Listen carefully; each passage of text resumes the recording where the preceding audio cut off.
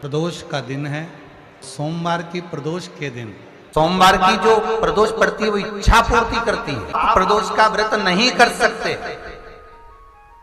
आप अगर व्रत नहीं कर सकते तो प्रदोष के दिन, प्रदोष काल में शाम का समय सूर्यास्त का कुछ पल, कुछ घड़ी के पहले से लेकर बाद तक का प्रदोष काल के अंतर्गत आप शंकर जी के मंदिर में जाकर 1 लोटा पानी, 5 बेलपत्र भी अगर समर्पित करते हैं तो संपूर्ण प्रदोष का फल आपके भाग्य में प्रबल हो जाए।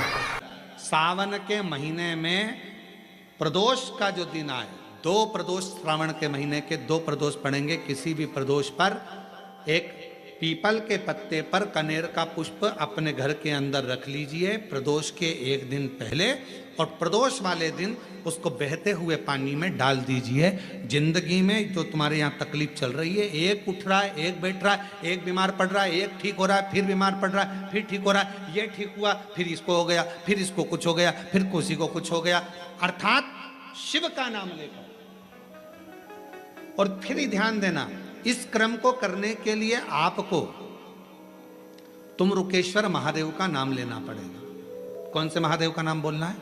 तुम रुकेश्वर महादेव, जिन्होंने भगवान शंकर की अविरल भक्ति को धारण करा। एक प्रसंग बड़ा सुंदर आता है, पहले भी कहे, अगर आप शंकर जी के मंदिर में जा रहे हो, शिव की आराधना कर रहे हो, शंकर के मंदिर में जाकर पशुपति व्रत कर रहे हो, जल चढ़ा रहे हो, आराधना कर रहे हो, शंकर के मंदिर में अगर कोई गलती भी कर रहा है तो शिव के सामने कभी उसकी गलती को मत बताओ, कभी ही मत बताओ, अरे तूने गलती कर दी, ना ना ना, कभी नहीं।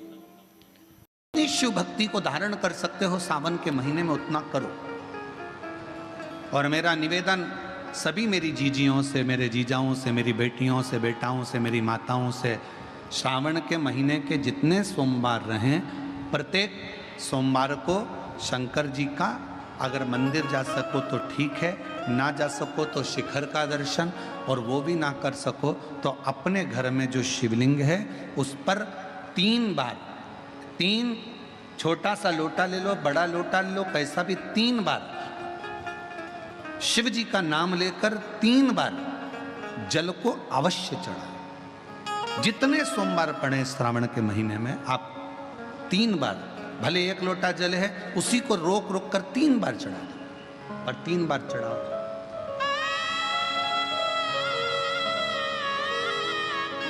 जैसे शिव मंदिर में 3 ताली का नियम है, सावन महीने में 3 लोटा अर्थात 2 लोटा जल पर रुककर 3 बार अगर जल चढ़ाया जाता है तो ब्रह्मा, विष्णु और महेश उस जल को स्वीकार कर कर तेरे घर का भंडार भर दे। 3 बार जल अवश्य। त्रिगुणाकार, त्रिनेत्रधारी, त्रिशूलधारी, त्रिपुंडधारी मेरे भगवान त्रिलोकी के नाथ के लिए सावन के महीने में 3 बार जल चढ़ाया हुआ हमारे को 3 लोक का राज्य प्रदान कर देता है।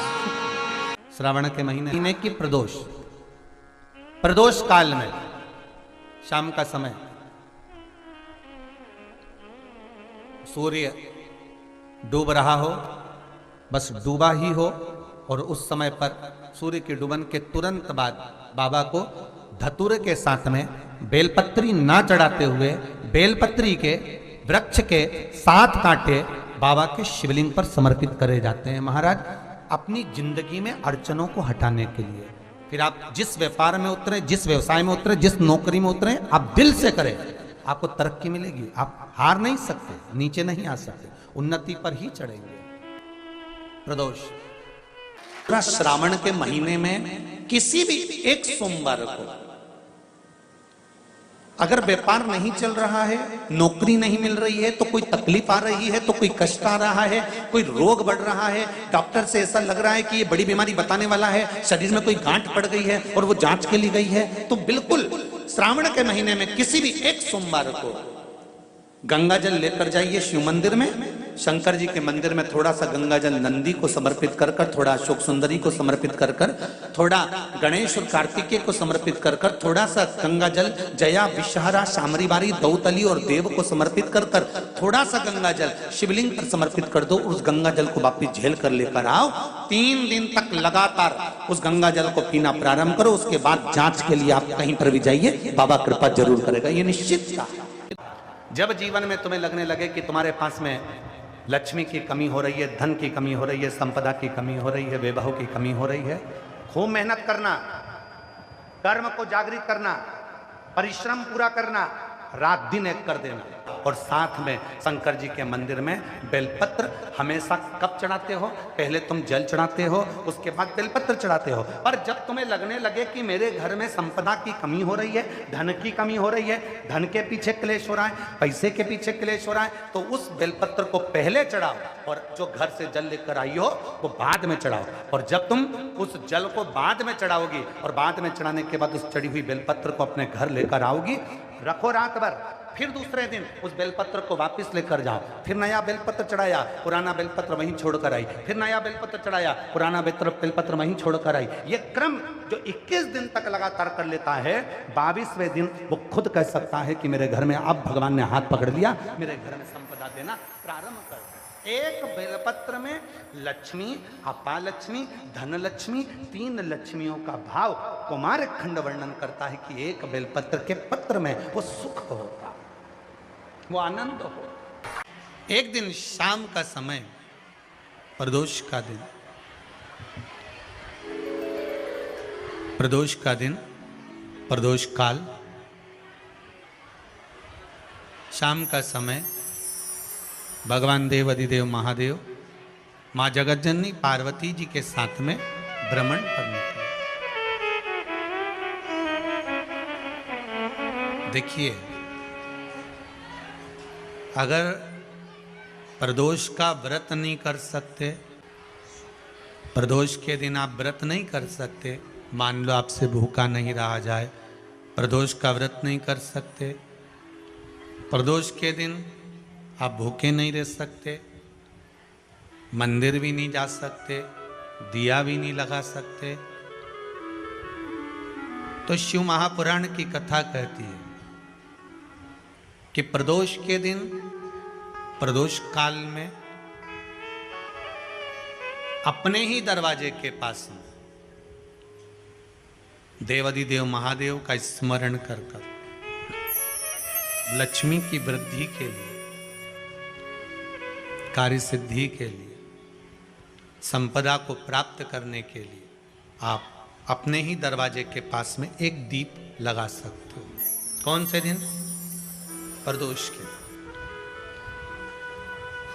एक बात और अच्छे से समझ लीजिए, जो बच्चे चिड़चिड़े होते हैं, चाहे घर में बेटे हों, बहुएं हों, सास हो, ससुर हो, परिवार में छोटे छोटे बच्चे हों, चिड़चिड़ प्रवृत्ति करते हों या चिड़चिड़ा स्वभाव हो, जरा जरा सी बात में क्रोध आ जाता हो, बोलने का भान नहीं रह पाता हो, शब्दों के बाण चलते हों, तो महाराज प्रदोष के दिन, प्रदोष काल में बेलपत्री के पेड़ के नीचे एक जो पत्ता आपके पास में हो, पान का मिल जाए तो पान का, पीपल का मिल जाए तो पीपल का, बेलपत्र का मिल जाए तो बेलपत्र का, उस पत्ते पर मात्र थोड़ा सा शहद और 7 दाने चावल के रखकर घी का दिया लगा दो महाराज, और थोड़ा सा जल हाथ की अंजलि में लेकर भगवान देवाधिदेव महादेव का स्मरण कर कर कि इस बेलपत्री के वृक्ष के नीचे माता लक्ष्मी, पार्वती, सरस्वती विराजमान है। इसी बेलपत्री के पेड़ के नीचे मेरे देवाधिदेव महादेव का 12 ज्योतिर्लिंग का स्वरूप प्रकट है।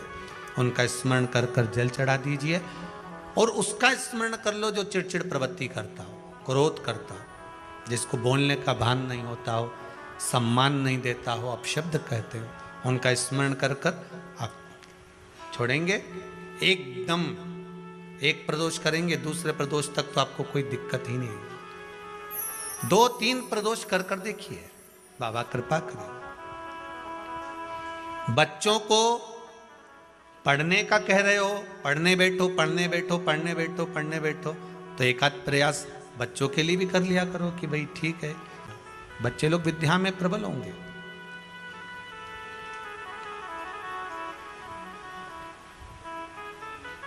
शिव उपासना का जो फल है वह 1000 गुना। पहले भी कथा में कहा, आज फिर कहते हैं, शिव मंदिर में जल बाद में चढ़ाना, शंकर के मंदिर में जाकर पंचामृत स्नान बाद में कराना, शंकर जी के मंदिर में जाकर पूजन बाद में करना, पहले थाली एक और रखकर शिव मंदिर में झाड़ू पोछा या जो बेलपत्री निर्माल्य जो भी रखा हो उतरा हुआ सामान उसको भरकर कहीं एक और जहां मंदिर वाले रखते हो वहां ले जाकर रख दो, झाड़ू पोछा एक बार जरूर। पूजन करने से पहले सबसे पहले सफाई का ध्यान रखो, और एक विश्वास रखना, आप मंदिर की सफाई नहीं कर रहे हो, फिर निवेदन करूंगा आपको, आप मंदिर की झाड़ू नहीं लगा रहे हो, आप मंदिर की सफाई नहीं कर रहे हो, आप मंदिर में पोछा नहीं लगा रहे हो। जितना हाथ आप मंदिर में फेर रहे हो सफाई के लिए, उतना आपके जीवन में जितना दुख है, जितनी तकलीफ है, जितना कष्ट है, जितनी बीमारी है, उस पर हाथ फेर रहे हो, मंदिर में नहीं फेर रहे हो। नहीं तो सारी दुनिया में जितने मंदिर हैं, सारे मंदिरों में ट्रस्टियों ने कुछ ना कुछ लगा के रखा है, स्वीपर आता है साफ करके जाता है, ये आएगा सफाई कर जाएगा, पंडित जी होंगे तो बुआरी लगा देंगे, पंडित जी होंगे सफाई कर देंगे। उन्होंने तो पंडित जी को बोल के रखा है कि साफ कर दो, पंडित जी करते भी हैं, पर पहला फर्ज आपका है कि आप मंदिर में आए हो तो पहले आप सफाई करो। क्यों? क्योंकि हम उसका द्वार साफ रखें। आज के समय में तो एक नियम हो गया साहब कि मंदिर में जाते हो तो मंदिर के दरवाजे पर चप्पल उतार के जाते हो, नहीं तो शास्त्र रीति तो ये कहती है कि मंदिर में भगवान सामने बैठा है तो उसके सामने चप्पल भी नहीं उतरना चाहिए। तो कई लोग कहते हैं मंदिर के अंदर थोड़ी ना उतार, हम तो जीने से भी बाहर, एकदम गेट के बाहर वहां उतार, पर सामने तो है ना, सम्मुख में तो है। तुम्हारे यहां अगर 4 लोग दिवाली मिलने आते हैं ना, तो तुमने चप्पल रखने का भी स्टैंड बनाकर रखा है, साइड में उतारिए, दहली पर मत उतार देना, थोड़ा साइड में उतारो, सामने से सब आते जाते रहते हैं, सामने उतारो, सम्मुख में क्यों उतार रहे हो?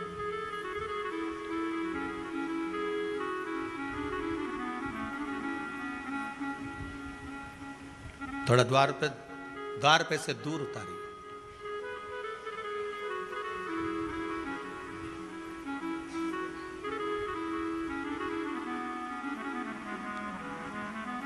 अभी तो कुबेरेश्वर धाम में काम चल रहा है, आप लोग जो दान दे रहे हो, आपके दिए हुए दान से निर्माण चल रहा है। अभी तो आप पहनकर जूता चप्पल भी अंदर आ जाते हो, भले दूसरे मंदिरों में चप्पल पहनकर हमने देखा है, आधिकाधिक मंदिरों में, ब्रजभूमि पर भी बहुत मंदिरों में लोग अंदर जूता पहनकर चले जाते हैं, पर जब तक बाबा नहीं बैठा तब तक तो आप पहनकर आ रहे हो। जिस दिन बाबा कुबेरेश्वर धाम में आकर बैठ गया, उसके बाद वो दोनों गेट पर चप्पल बाहर ही रहेगी। आओ आप, कंकर से शंकर जब शरीर से लगेगा तब सुख भोगोगे, आनंद भोगोगे, सुख की प्राप्ति। अपने द्वार पर भी कितना सुंदर लिखा है भविष्य पुराण के अंतर्गत, और विष्णु पुराण में भृगु बाबा का चरण का चिन्ह भगवान विष्णु की छाती पर रहा। भगवान विष्णु की छाती पर भृगु बाबा के चरण का चिन्ह रहा।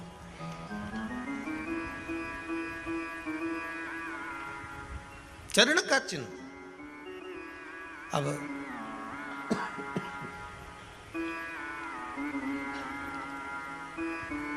भविष्य पुराण में लिखा है कि अगर हम मंदिर के द्वार पर घर के चौखट के एकदम सामने चप्पल उतार देते हैं, 7 बार दिन भर में से, कितनी बार? 7 बार विष्णु पुराण कहती है ऐसा कोई दिन नहीं होता जिस दिन दरवाजे पर 7 बार लक्ष्मी आकर खड़ी नहीं होती हो। कल एक कथा कही थी आपको कि प्रत्येक मनुष्य के भाग्य में सुख लिखा है, केवल मंथन करना। भविष्य पुराण कहती है 7 बार लक्ष्मी प्रत्येक मनुष्य के दरवाजे पर जाकर खड़ी होती है, पर द्वार पर चप्पल पड़ी होने के कारणवश वो लौट कर चली जाती है। बहुत ध्यान दीजिएगा महाराज, थोड़ा सा आपको बुरा लगेगा और लग जाए, पर शिव पुराण है, जीवन संवार देगी तो अच्छी बात है, जीवन संवार दे तो अच्छी बात है। मंदिर के द्वार पर हम जब चप्पल छोड़ते हैं, जिस मंदिर की चौखट पर चप्पल छोड़ी है, आप जितनी देर आराधना में लगे रहते हैं उतनी देर तक आपकी चप्पल पर जितने लोग लांग कर जाते हैं, जितने लोग लांग कर प्रवेश करते हैं, उसका भी दुख आपके भाग्य में आता चले जाता है। ध्यान दीजिएगा जरा, चप्पल का भविष्य पुराण में पढ़िएगा कभी कि पादुका का महत्व क्या है, पादुका किस ओर उतारना चाहिए, पादुका को कहाँ रखना चाहिए, किस जगह पर बुआरी झाड़ू को रखना चाहिए, किस जगह पर चलनी को रखना चाहिए, सुई उस सुई को जिस हाल में सब बैठते हैं उस हाल में क्यों रखा जाता है? सुई तो इतनी सी है, पर जिस हाल में सब बैठते हैं उस हाल में ना तो झाड़ू रखते हैं, उस हाल में ना चलनी रखते हैं। भैया क्यों नहीं रखते?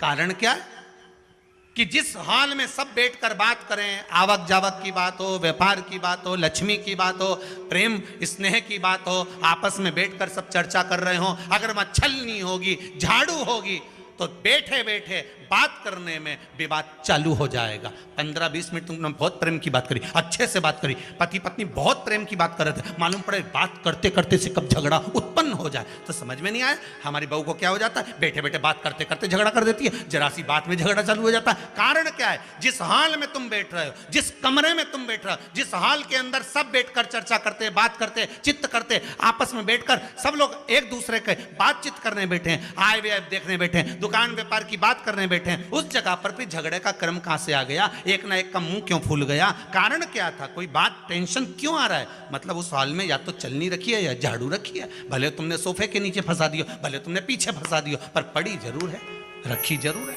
कहीं ना कहीं पड़ी होगी। क्यों कहते हैं कि जिस हाल में आप बैठ रहे हो, जहां पर आप संपदा की बात कर रहे हो, दौलत की बात कर रहे हो, व्यापार की बात कर रहे हो, व्यवसाय की बात कर रहे हो, उस हाल में अगर कहीं कैलेंडर टंगा हो, कोई सामान ऐसा रखा हो, कोई पर्दा ऐसा लगा हो, कोई चीज ऐसी लगी हो, तो उसमें एक सुई उसमें रख दीजिए। क्यों कहते हैं?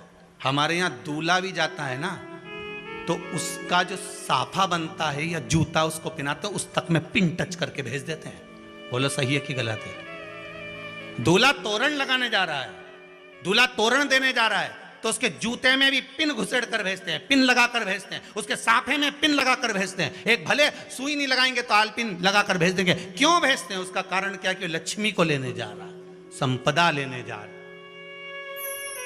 और जिसको वो ब्याह करने जा रहा है उसका संबंध सुई और धागे के संबंध जैसा हमेशा सिला हुआ होना चाहिए, उधेड़ा ना जाए, कैंची जैसा कटा हुआ नहीं होना चाहिए।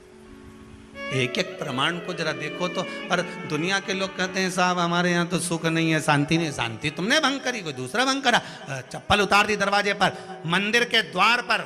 हम तो यहाँ तक कहेंगे पशुपति व्रत करने जा रहे हो, पशुपति व्रत को धारण करने जा रहे हो, एक सोमवार मत पहनो चप्पल। जब मंदिर जा रहे हो तब दिन भर पहनो, मंदिर जाओ मत पहनो। कोई जरूरी है कि मंदिर पहनने चप्पल पहनना जरूरी है? मत पहनो। मंदिर के द्वार पर जहां भगवान विराजे हैं उसके द्वार पर अगर आपने चप्पल उतारी है, आप तो अंदर चले गए, पर जितने लोग लांग रहे हैं उसका मालूम, उसका स्मरण कितना कितना गया। छाता, चप्पल, आसन, मांग का टीका, इसका भी वर्णन पहले कर चुके हैं कथाओं में, आप लोगों ने सुना होगा। छाते का भी वर्णन किया। किसी का छाता बारिश में तुम लेकर आ गए, पानी गिरने लगा, जी तुम्हारा छाता देना, छाता तो लेकर आ गए, पर जितने दिन तुम्हारे घर में रखा हुआ है उतना दिन तक हिसाब लगा कर रखना कि 15 दिन रखा तो तैयारी रख लेना। 15 दिन में कितने घंटे हुए, कितने घंटे कितने पल, उतना आपको दुख भोगना पड़ेगा। दूसरे का छाता आया, इसलिए कोई प्राण छोड़ता है, मरता है, तो उसके पद में यही सब चीजें देना पड़ती। क्या क्या बोलते जाओ, छाता, चप्पल, आसन, माला, सब देना पड़ता है। बोलो देते कि नहीं देते? तो क्यों देना पड़ता है छाता? क्या काम का कि छाता देना पड़ेगा? क्या व्यक्ति 24 घंटे क्या धूप में रहता था कि पानी में रहता था जो छाता देना पड़ेगा? चप्पल क्यों देना पड़ेगा?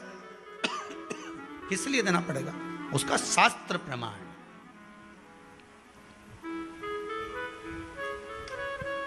जरा सा राजा परीक्षित ने जरासंध के मुकुट को सिर पे पहन लिया था और बुद्धि बदल गई थी। शमीक बाबा के गले में मरा हुआ सर्प डाल दिया था। सही है कि गलत है? केवल मांग का टीका अर्थात सिर पर मुकुट बदला और काम हो गया। बहुत ध्यान देना पड़ता है महाराज, बहुत ध्यान देना पड़ता है।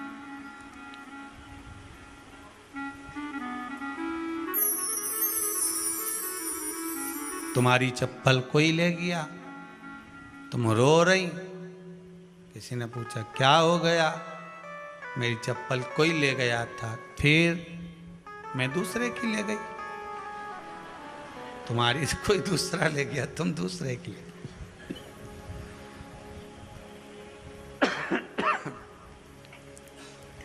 नहीं भाई,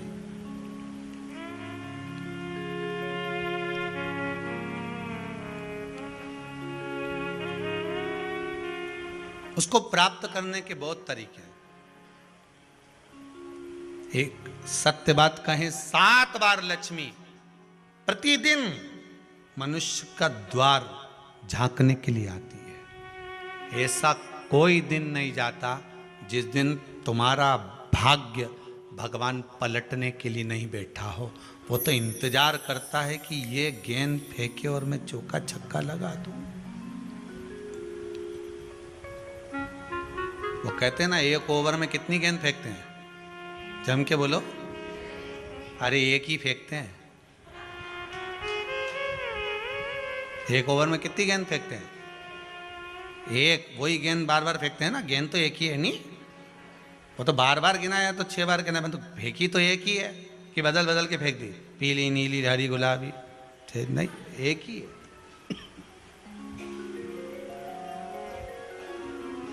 बदल बदल कर आया, गेंद एक ही थी, फिर फेंका कि ये तो वाइट निकल, फिर फेंकी, गेंद वही है, गिनती में 6 जा रही है। 1 साल निकल गया, 1 दिन निकल गया, फिर गेंद फेंकी। अरे साहब, एक भी रन नहीं बना, फिर फेंकी, अभी भी नहीं बना, फिर फेंकी तो क्या बाउंड्री तक तो पहुंच गई है। अब की बार जो फेंकी तो के ऊपर से निकल गई, सीधे 6 पे पहुंच गई। भगवान भी ये कहता है, एक ही गेंद है, 6 बार फेंकी है। शास्त्र कहता है 7 बार दरवाजे पर लक्ष्मी आती है, मौका देखती है कि कब मौका मिले मैं इसके घर में प्रवेश कर जाऊं। पर कभी कभी ये निंदा करती दिखती है, कभी बहू की चुगली करती दिखती है, कभी टीवी में मन लगाए दिखती है, कभी सुई धागा लेके बैठी मिलती है, कभी झाड़ू लगाती फिरती है, कभी दरवाजे पे चप्पल खुली मिल जाती है, कभी कुछ मिल जाता है। मैं बार बार आती हूँ, अब नहीं माने तो मैं कई करूँ, मेरे को तो जाना पड़ेगा। मेरे को तो जो नियम है, सर्विस करने वाला, नौकरी करने वाला तो टाइम पे आएगा। तुम भले कंप्यूटर चलवाओ, चाहे मोबाइल उड़वाओ, चाहे तुम लिखा पढ़ी करवाओ, बोलो सही है गलत है, उसको तो करना है। बोलो साहब क्या करना पड़ेगा? लग जाओ कंप्यूटर पे, लग जाओ, उठाओ मोबाइल, ये तो उसको तो करना है। वो तो टाइम पे पहुंच गया 9 बजे। लक्ष्मी जी भी टाइम पे आती है। आई दरवाजे पे क्या देखा उसने कि ऐसा है। कई की तो आदत पड़ी, रोटी घर में बना हुआ सारा दाल चावल सब्जी वब्जी जो बच गई, उठा के मैं दरवाजे के पास में रख के आ गई। लक्ष्मी जी सोचे बताओ, ऐसा तो पहले से रख, अंदर चली गई और ऐसा खिला दिया तो मैं तो नहीं जाऊं। लक्ष्मी जी वापिस चलती। कई लोगों की आदत, आटा छना हुआ, ऊपर की जो चापड़ थी, उन्होंने कहा गाय खा के चली जाएगी, ओटला पे पटक के आ गई। लक्ष्मी जी इतने में आई कि चापड़ तो यहाँ पटक के चली गई, मैं काय को जाऊं, छलनी में से जा उधर, नहीं जाऊं। कितना कहा है महाराज, केवल एक दिन का इंतजार रहता है, दिवाली आए लक्ष्मी जी हमारा घर आएगी ने, लीप लिया ने, पोत लिया ने, मांडना भी मांड लिया, लक्ष्मी जी का पाँव भी मांड लिया ना, कमल का फूल भी मंगवा लिया, गेंदा की माला भी बुलवा ली, सारी गेंदा वेंदा की माला दरवाजे पे भी लगा दी, चौक मोक पूर के बेटी इंतजार में, लक्ष्मी जी आएगी, लक्ष्मी जी आएगी। लक्ष्मी जी बोली मैं तो रोज आऊँ री जी, मैं तो रोज आऊँ, पर कई करूँ थारी बुद्धि काम नहीं करे, मैं कई करूँ, मैं तो रोज आऊँ। फिर के लक्ष्मी मैया अब की बार आ गई तो जाजे मती रही, बड़ी तकलीफ में हूँ। लक्ष्मी जी बोली नहीं जाना तो पड़ेगा, दिवाली का दिन है, हमारे 10 के घर जाना पड़ता है, बड़ी मुश्किल से तो गुजिया पपड़िया मिलता है, नहीं जाऊंगी तो अच्छा नहीं लगेगा, तो जाना तो पड़ेगा, पर रोज आऊंगी, प्रतिदिन आऊंगी। तू अगर मुझे रोक सकती और अपने घर में बुला सकती है तो बुला ले, और आऊंगी मैं प्रतिदिन और जाऊंगी भी मैं प्रतिदिन। लक्ष्मी आती भी खूब है और जाती भी खूब है, एक जगह टिकती कभी नहीं है, बस उसको बुलाने का तरीका होना चाहिए। रोज भगवान चाहता है कि तेरा दिन फिर जाए। कथाओं में भी आप लोग बोलती हो, आंवला नवमी वगैरह की बोलना, जैसे ही का दिन फिर या, ऐसी बोलती हो ना, कथा कहानी सुनती हो जब, कैसे बोलती हो कहानी सुनने के समय पे, ये जैसे ही का दिन फिर या ने वैसा हमारा दिन फिर जे माता, ऐसा कर जे माता। तो माता जी बोले मैं तो रोज का दिन फेरूं तेरा, तू काहे के चिंता करे री कमला, काहे चिंता करे, मैं तो रोज का फेरू, तू सुधरे तो मैं तो बिल्कुल तैयारी में। ब्राह्मण बेलपत्री को भर रहा था, बेलपत्री ब्राह्मण भर रहा था, पार्वती जी ने शिव जी से कह दिया इसके पास कुछ भी नहीं है, आपका भगत है ये, आपका भगत है, इसके पास कुछ भी नहीं है, आप कृपा नहीं करोगे। शंकर भगवान बोले आज प्रदोष का दिन है, प्रदोष काल में ये मेरी सेवा में लगा है। सुनो पार्वती, जितनी बेलपत्र इसने उठाकर रखी है वो बेलपत्र स्वर्ण मुद्रा के बराबर हो जाएगी, तू चिंता मत कर।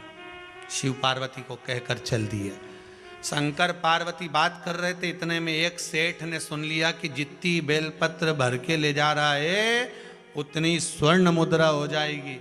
बनिया ने सुन ली, सेठ ने सुन ली, तो जैसे ही शंकर पार्वती गए, सेठ जी उस ब्राह्मण के घर चले गए, 100 सोने की मुद्रा देकर कहा जितनी बेलपत्र है चढ़ी हुई मुझे दे दे,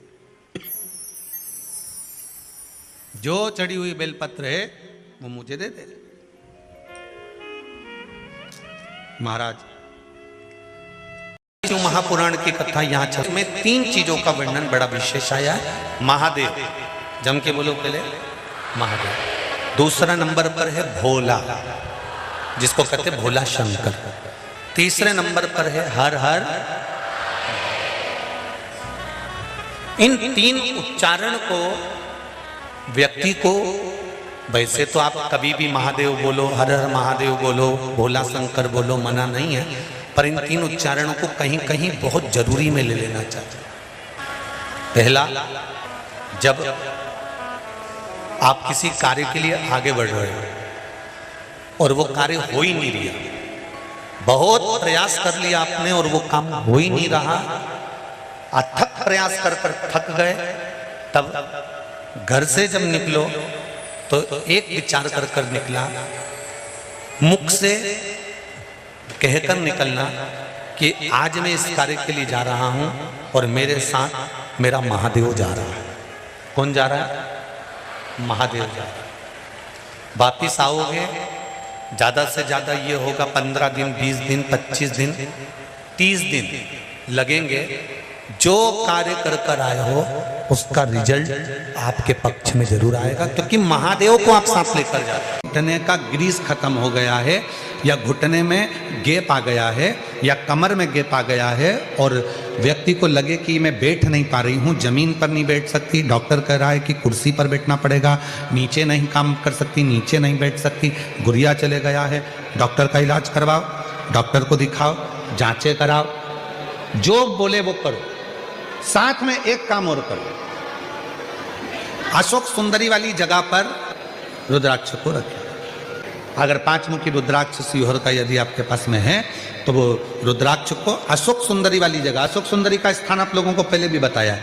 ये शिवलिंग, ये जलाधारी, ये जल बह रहा है, बीच में जो स्थान है वो अशोक सुंदरी का स्थान है। राइट में गणेश जी, लेफ्ट में कार्तिकेय जी, जलाधारी, पार्वती जी का हस्तकमल, शिवलिंग, शंकर का स्वरूप।